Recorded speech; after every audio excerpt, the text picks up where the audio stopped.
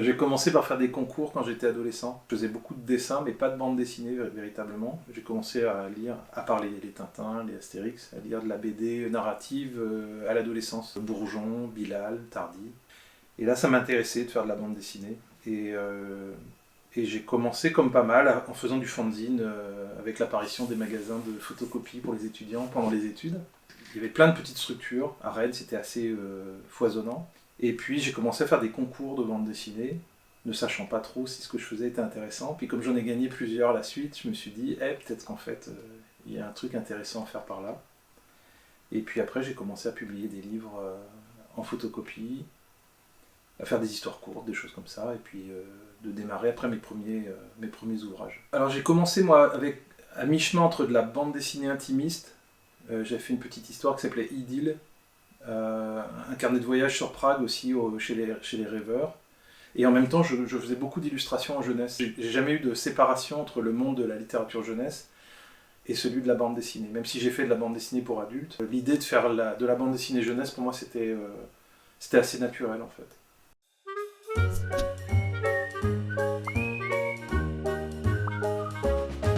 On a fait La Petite Famille avec Loïc Devilliers. Il y a eu 3 tomes, ça fait bientôt 20 ans. Et puis après, on avait enchaîné avec L'Enfant Caché, qui à ce jour est le livre qui a eu le plus de succès en termes de vente, de prix et de traduction. Voilà. Et là, le dessin était était bien en place, quoi. Ces personnages avec des grosses têtes. Alors c'est pas pour faire des personnages plus intelligents, ça c'est juste pas vrai, c'est juste qu'on voit mieux les émotions.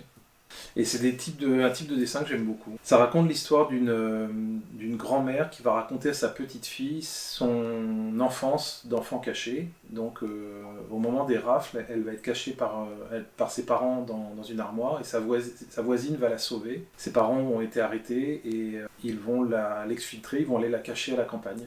Ce livre-là a eu une vie assez incroyable. On a eu des prix à Angoulême, on a eu un prix en Israël avec Yad Vashem, qui est le mémorial pour la Shoah. On a eu des prix aussi aux États-Unis et maintenant il a une vie assez incroyable. En rencontrant Benoît Broyard, on a parlé des choses en littérature qu'on aimait et puis aussi des sujets qui sont abordés en littérature jeunesse et pas trop en bande dessinée, même si c'est en train de vraiment changer depuis quelques années. Il y a des éditeurs qui nous disaient mais on ne peut pas raconter ça aux enfants. Et en littérature jeunesse, c'est une phrase qui n'existe pas. Il y a tous les sujets, on parle des sujets sociaux, on parle des sujets intimes, personnels, tout est abordé. C'est une démarche qui est très différente parce qu'il faut faire attention. Benoît Broyard voulait raconter, lui, une histoire d'enfants. Dans les années 30,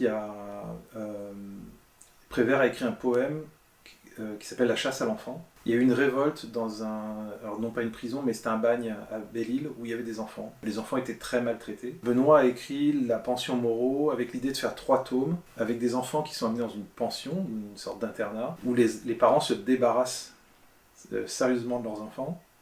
Et ils vont être gardés par des animaux. Je voulais une petite touche de fantastique avec des personnages animaliers. J'avais envie de dessiner des animaux à ce moment-là. Et donc là, on a fini en 2019 le 3e et dernier tome. Mon nouveau projet, c'est une adaptation d'un roman de Yael Hassan, qui a écrit Un grand-père tombé du ciel. C'est un roman qui a déjà une vingtaine d'années. Et ça, c'était une histoire d'une jeune fille aujourd'hui qui va découvrir son grand-père qu'elle ne connaissait pas. Et là, je fais tout seul.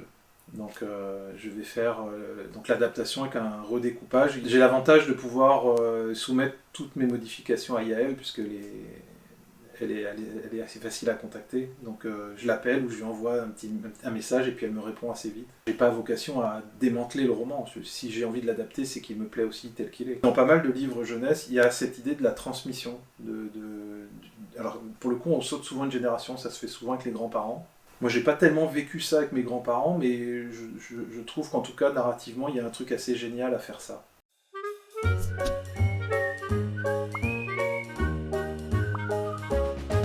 En gros, je fais des planches. Voilà, c'est sur le prochain projet. Je fais des planches crayonnées, comme ça. Alors, il y a d'abord un petit découpage que je fais, parce qu'évidemment, on n'improvise pas sur la page. Tout est décidé avant. Je commence toujours par mettre le texte en place. Ça me permet de faire un chemin de lecture. Et puis après, surtout, ça me laisse la place pour dessiner. Je fais les crayonnés, alors parfois ça vient tout seul, puis parfois il faut cravacher un peu. Après, je prends une autre feuille que je vais mettre par-dessus avec une table lumineuse. Alors, la table lumineuse, c'est quelque chose qui est comme ça. qui fait de la lumière, puis quand on met la feuille par-dessus, on voit à travers. Jusqu'à l'enfant caché, la petite famille aussi. Je prenais des plumes, et j'avais des pots d'encre, puis on trempe dedans, et puis on dessine. Thomas Priou m'a présenté des petits feutres japonais. Voilà, j'avais arrêté de travailler à la plume, et je me suis remis à la technique. D'abord Canson a refabriqué le papier, que j'aime beaucoup, qui est de l'Ingres Vidalon. Et j'ai des amis, notamment Rudy Spissert, qui m'a présenté, et Clémentine Mélois, qui m'ont présenté ce stylo. C'est un stylo pompe, et du coup j'encre au stylo maintenant.